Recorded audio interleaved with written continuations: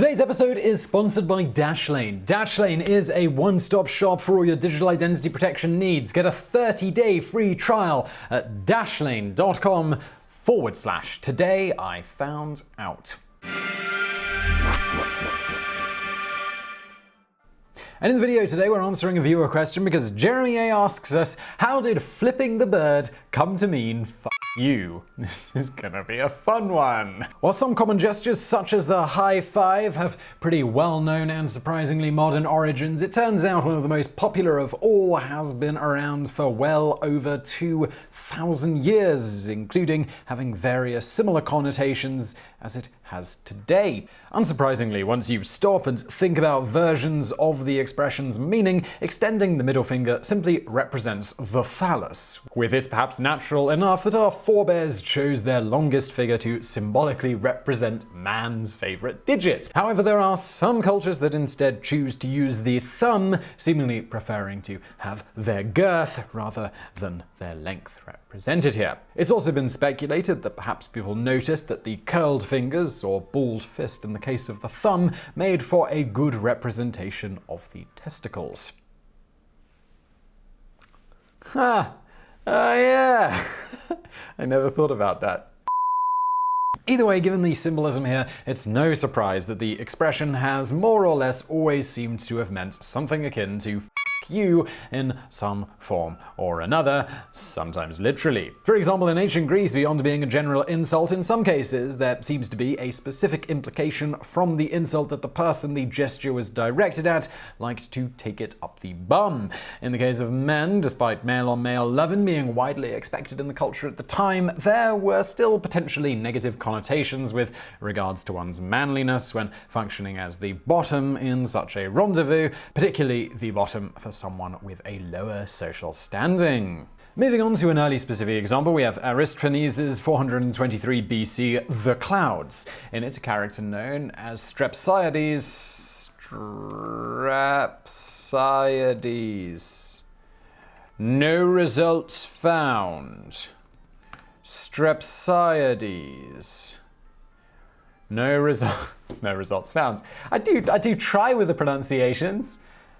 Moving on to an early specific example, we have Aristophanes' 423 BC The Clouds. In it, a character known as Strepsiades, tired of Socrates' pontificating, decides to flip off the famed philosopher. Here's a little bit of that dialogue. Socrates. Well, to begin with, they'll make you elegant in company and you'll recognize the different rhythms, the enoplean and the dactylic, which is like a digit.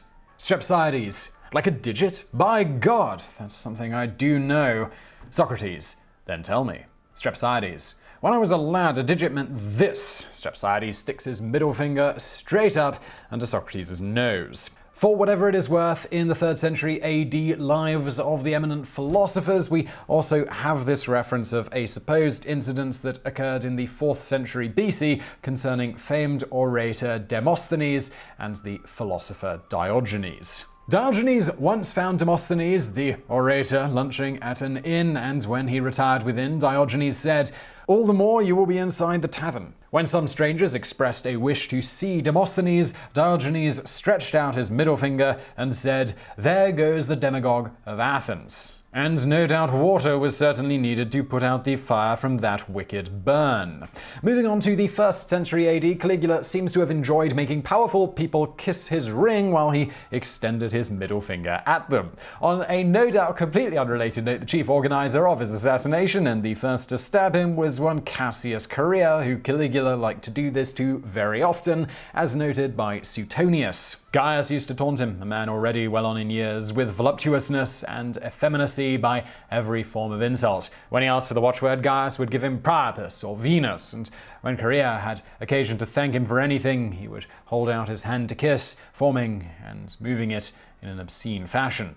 Speaking of the implications of this insulting gesture, it seems to have fallen out of favor during the Middle Ages with the rise of Christianity, or, well, at least the records sort of diminish. This may mean people actually stopped popularly flipping the bird, or it might just mean its uncouth nature saw it as something that was not generally written about. That said, we do know, thanks to the etymology of Isidore of Seville, that at least as late as the 6th century people were extending the finger as an insult. In this particular reference, it's directed at someone who had done something that was considered shameful. Alright, so moving on to more modern times, the gesture was popularly resurrected in documented history starting around the early 19th century, with early photographic evidence later popping up in the latter half of the 1800s. Most famously, we have a photograph of the gesture flashed by present-day Twitter sensation and former 19th century baseball Ironman Charlie Old Ross Radbourn. Radbourn was a pitcher for the Boston Beaneaters in 1886 when the team, along with the New York Giants, posed for a group photo. In the photo, Old Hoss can be seen giving the bird to the cameraman. And we're going to have more on Charlie Hoss and his possible connection to a different expression in just a moment. But at this point, you might be wondering why we call extending the middle finger flipping the bird or giving the bird. The connection is speculated to derive from the centuries-old practice of more or less making bird sounds, particularly owl or geese calls, as an equivalent to booing when an audience is dissatisfied by something. This, in turn, gave rise to the popular 19th century expression to goose someone, and then a little later this led to the expression give the big bird, as noted by William Ernest Henley's late 19th century work Slang and its Analogues Past and Present. It reads, Big bird, to get or give the big bird, to be hissed on the stage. When an actor or actress gets the big bird, it may be from two causes. Either it is a compliment for successful portrayal of villainy, in which case the gods simply express their abhorrence of the character and not of the actor, or the hissing may be directed against the actor personally for some reason or another. The big bird is the goose. By the mid-20th century, this seems to have extended to giving the bird, not just referring to insulting sounds, but also to describe extending the middle finger as well. One of the earliest examples of this can be found in the 1942 animated film A Tale of Two Kitties. In it, a pair of cats attempt to capture Tweety Bird. At a certain point, one of the cats implores the other to give me the bird. The other cat then turns to the viewers and exclaims, If the Hayes office would only let me, I'd give him the bird, all right? Okay, so just before we get into the bonus facts today, let me talk about something that you should be giving the bird to, and that's dangers to your internet security and also those troublesome forgotten passwords. Now, you've probably heard of identity protection, password managers, and VPNs, but do you have them? Are you using them? If you're not, you should be. And the best way to do that is with Dashlane, which is a one-stop shop for all of your digital identity protection needs. If all your passwords are the same, it's a bad idea by the way, you can use Dashlane's password manager to create and securely store complex and unique passwords, making it less likely that your accounts are going to be compromised. They also have a VPN as part of their service, meaning that you can browse the internet securely and confidently, even while you're on public Wi-Fi. But not just that, they also actively monitor the dark web to see if your information has been leaked somewhere. That means you can go in and change the passwords elsewhere before someone breaks into those other accounts that are sharing the same password. Plus, Dashlane does what it's always done. It stores your passwords, it keeps your personal data secure, and it fills all of those annoying boxes that are always asking for passwords. Now, a lot of Dashlane is free, but there are some premium features that you can buy if you want more from the service. To see if those are right for you, you get a 30-day free trial, and after that, get a 10% discount using our code TodayIFoundOut at dashlane.com/TodayIFoundOut. Okay, so listen, just go protect yourself. Check out the link in the description below, and let's get into those bonus facts. Going back to Charlie Hoss Radbourn, just like I promised we would, he is widely speculated to be the inspiration for the expression Charlie Horse, indicating a random muscle cramp in the leg. The expression popped up in baseball shortly after his historic 1884 season, in which he posted a 1.38 ERA with 441 strikeouts in 678 and 2 3 innings, winning 59 games by modern rules or 60 by the scorers of the day. No idea what any of that means. This is despite the fact that his team only played 112 games that year.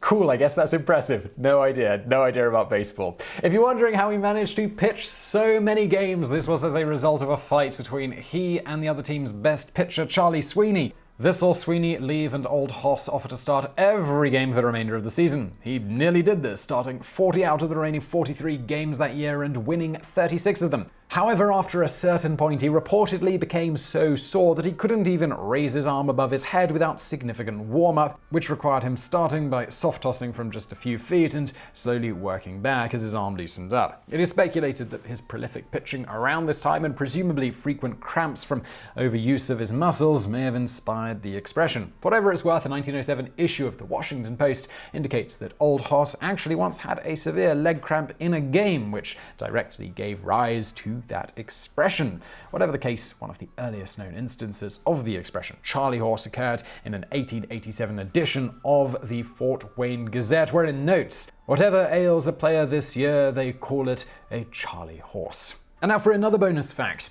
American seamen captured by the North Koreans in the famous Pueblo Crisis once used the North Koreans' ignorance of the meaning of extending the middle finger to good use in propaganda photos taken by their captors. When asked, the captured men simply stated that it was a good luck gesture, so they were allowed to continue using it in the photographs. This did not last for very long, however. When the North Koreans discovered what it actually meant, the seamen were beaten. And now for another bonus fact. As we alluded to in the main section just before, there are several places on Earth, such as Iraq, where a thumbs up has a similar meaning to the middle finger. On that note, when American troops first started being stationed in Iraq, some reported being greeted by civilians offering them a thumbs up, with the soldiers and many in the media interpreting it as most Westerners would, all the while not realizing that these people were essentially just flipping them off. So I really hope you found that video interesting. If you did, hit that thumbs up button below. Or who knows?